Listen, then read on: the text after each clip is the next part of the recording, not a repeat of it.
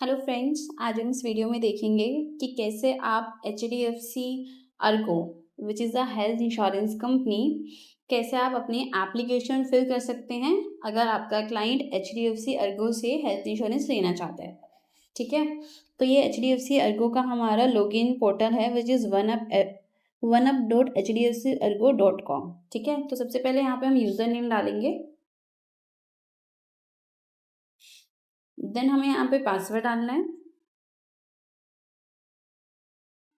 Then हम login करेंगे तो एक OTP आएगा, OTP मेंशन करेंगे,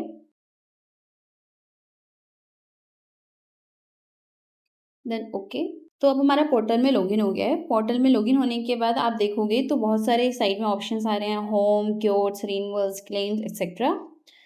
तो यहाँ पर हम जाएंगे क्योट्स पर। क्योट्स पे क्लिक करने के बाद यहाँ पे देखो create a quick quote for health, private car, two wheeler. तो यहाँ पे हम हेल्थ पे क्लिक करेंगे। यहाँ से आपकी कोटेशन भी निकल जाएगी और साथ साथ यहाँ से आप अपना एप्लीकेशन भी फर्दर फिल इन कर सकते हैं। ठीक है, तो यहाँ पे आपको सबसे पहले क्लाइंट का नाम डालना है विच इज आयुष कौशल। अब हम क्लाइंट की ईमेल आईडी डालेंगे,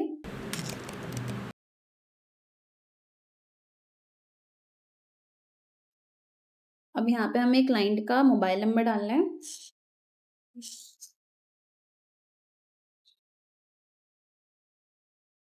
अब ये मोबाइल नंबर डाल दिया आपने। अब आप नेक्स्ट पर क्लिक करो। नेक्स्ट पर अब हमें यहाँ पे ऐड करना है कितने मेंबर्स हैं हमारी पॉलिसी में। अब देखो my self, wife, husband, father, mother, जो भी है जिसकी भी हम पॉलिसी ले रहे हैं उस अकॉर्डिंग आप डिटेल्स फिल इन करेंगे।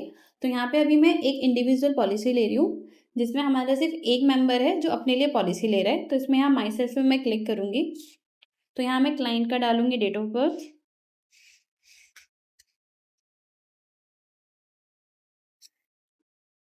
जो 16/8/2003।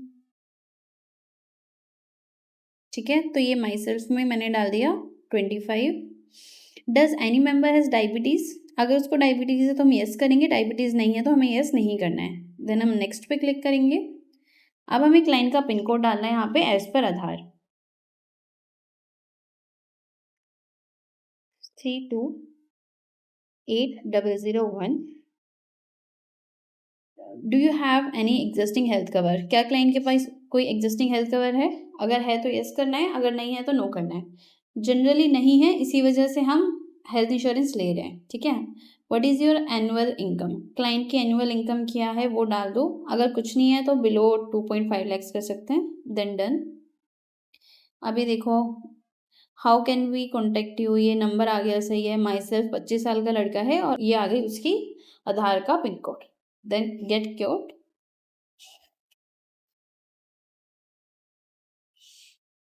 ठीक है, जो सा भी आपको यहाँ पे प्लान सेलेक्ट करना है वो कर सकते हो। मुझे चाहिए यहाँ पे ऑप्टिमा सिक्योर। ठीक है, तो मैं ऑप्टिमा सिक्योर पे करूँगी बाय नाउ। बाय नाउ करने के बाद देखो दोबारा से आ रहा है myself, pin code, existing cover, no. ठीक है, अब हमें सम इंश्योर्ड सेलेक्ट करना है, जो भी हमें क्लाइंट को सम इंश्योर्ड देना है, जैसे कि मेरे को देना है 10 लैक्स। तो यहाँ पे हमने सम इंश्योर्ड सेलेक्ट किया विच इज़ 10 लैक्स। यहाँ पॉलिसी टाइप हमारी इंडिविजुअल है, हमारा इसमें एक ही मेंबर है। अगर हमारे 2 मेंबर या ज़्यादा मेंबर आते तो यहाँ पे आता फ्लोटर पॉलिसी। ठीक है, अब ये देखोगे क्लाइंट को कितने साल की पॉलिसी चाहिए, 2 साल की चाहिए, 3 साल की चाहिए या फिर 1 साल की चाहिए। ठीक है, तो मेरे क्लाइंट को चाहिए 2 साल की पॉलिसी, इसलिए मैं 2 ईयर्स पे सेलेक्ट करूँगी। अगर आपके क्लाइंट को 3 साल की चाहिए तो आप 3 साल पे सेलेक्ट करो। ठीक है, अब ये देखो यार एग्रीगेट डिडक्टेबल डिस्काउंट, तो क्या हमें डिडक्टेबल चाहिए? The answer is no. अगर चाहिए तो आप यहाँ से सेलेक्ट कर सकते हो। अब ये loyalty discount, having an existing active policy with us, वो बोल रहे हैं कि अगर आपका HDFC के साथ एग्जिस्टिंग पॉलिसी है तो आपको लॉयल्टी डिस्काउंट मिलेगा, लेकिन हमारी नहीं है तो हम यहाँ पे कुछ भी सेलेक्ट नहीं करेंगे, उसको हम स्किप कर सकते हैं।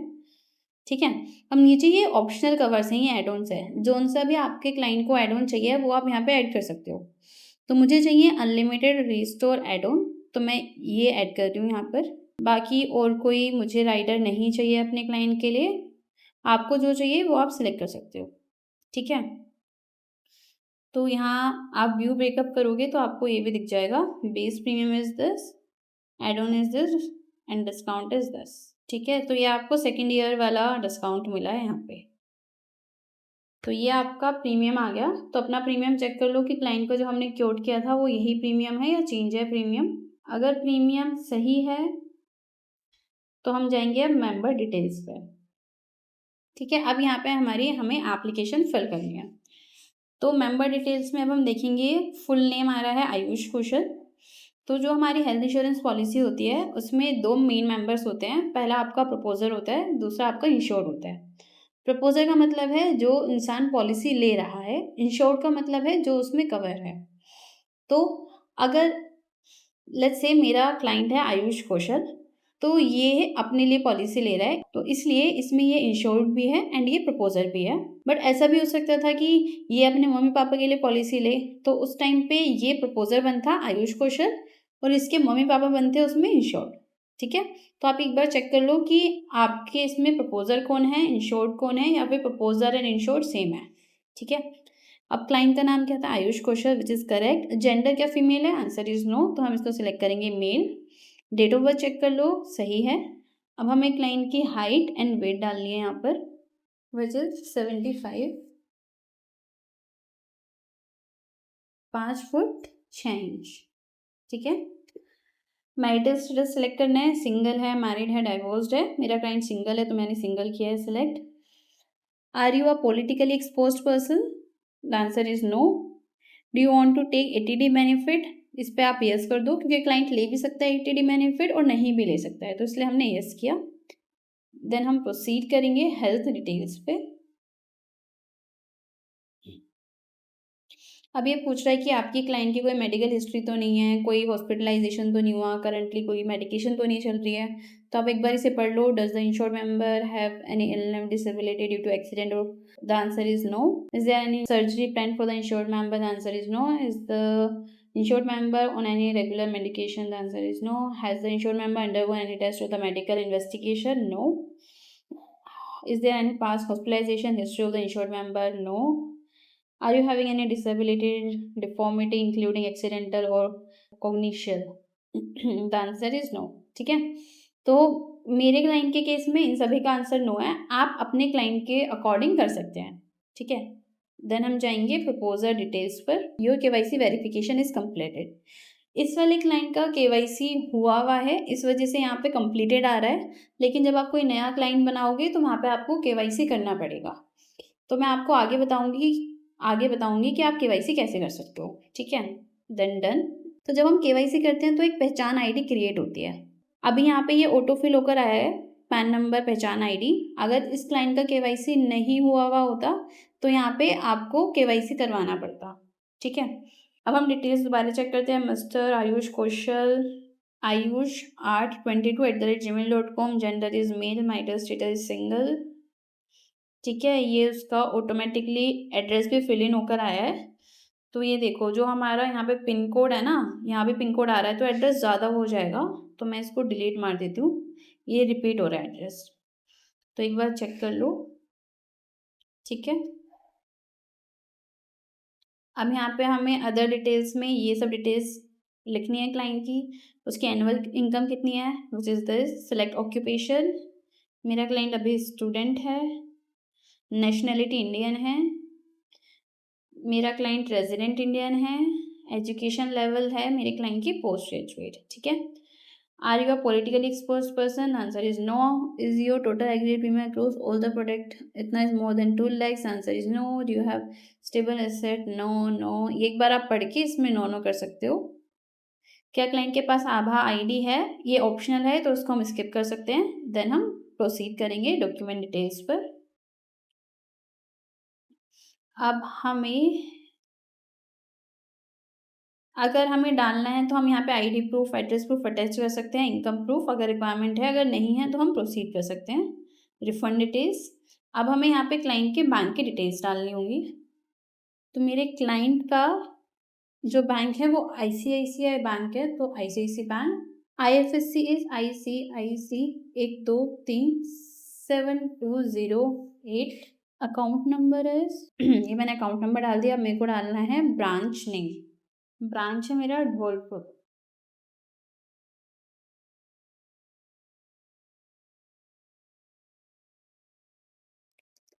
ठीक है। अब यहाँ पे जो ये चेक अपलोड करना है ये ऑप्शनल है, तो इसकी हमें ज़रूरत नहीं है। देन अदर डिटेल्स, अब यहाँ हमें नॉमिनी का डिटेल्स डालना है। साथ नॉमिनी का डेट ऑफ बर्थ आएगा। अब यहाँ रिलेशनशिप, हमें रिलेशनशिप डालना है प्रपोजर के साथ, ठीक है।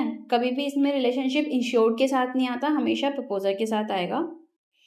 तो यहाँ हमारा प्रपोजर के साथ रिलेशनशिप है मदर, ये उनकी मदर है इसलिए हम मदर डाल रहे हैं। अब ये एड्रेस मांग रहे हैं तो हम सेम एज प्रपोजर एड्रेस कर सकते हैं, अदरवाइज अगर सेम नहीं है, अलग है, तो आप इसको हटा के यहाँ पे खुद से एंटर भी कर सकते हो। देन रिव्यू डिटेल्स, अब ये देखो यहाँ पे ऊपर आपका एक प्रपोजल नंबर भी क्रिएट होके आ गया है। तो जो ये प्रपोजल नंबर होता है इसको आप सेव करके रख सकते हो, फ्यूचर में अगर कुछ होता है तो आपको प्रपोजल नंबर से आप डिटेल्स निकाल सकते हो, ठीक है। तो यहाँ पे आ गया, पॉलिसी का नाम क्या है, ऑप्टिमा सिक्योर, इंडिविजुअल प्लान है, 10 लाख की पॉलिसी है, 2 साल का टेन्योर है। तो क्रॉस चेक कर लो एक बार अपनी डिटेल्स, ठीक है। प्रपोजर का नेम है आयुष कौशल, एज 25 साल है, 10 लाख का सम इंश्योर्ड है। तो इसमें देख लो, देख सकते हो आपकी कुछ सब कुछ सही है इसमें। प्रपोजर की डिटेल्स अगेन, ठीक है। इसमें आप ओपन करके अच्छे से पूरा डिटेल्स चेक कर सकते हो। अगर आपको नॉमिनी डिटेल्स देखना है तो नॉमिनी डिटेल्स देख सकते हो। तो क्रॉस चेक कर लो एक बार सारी डिटेल्स। अब ये रिफंड अकाउंट का जो है वो चेक कर लो। तो बैंक अकाउंट नंबर एक बार आप दोबारा से क्रॉस वेरीफाई कर लो, सही डाला है या नहीं डाला है आपने, ठीक है। मेरे को सब कुछ सही लग रहा है। अब मैं आई एक्सेप्ट करके सेंड पेमेंट लिंक, तो मुझे क्लाइंट से पेमेंट लिंक, मुझे क्लाइंट से पेमेंट करानी है तो मैं सेंड करूँगी पेमेंट लिंक टू क्लाइंट, उसकी मेल आईडी और एसएमएस में दोनों पे भेज दूँगी, ठीक है। Then send payment link.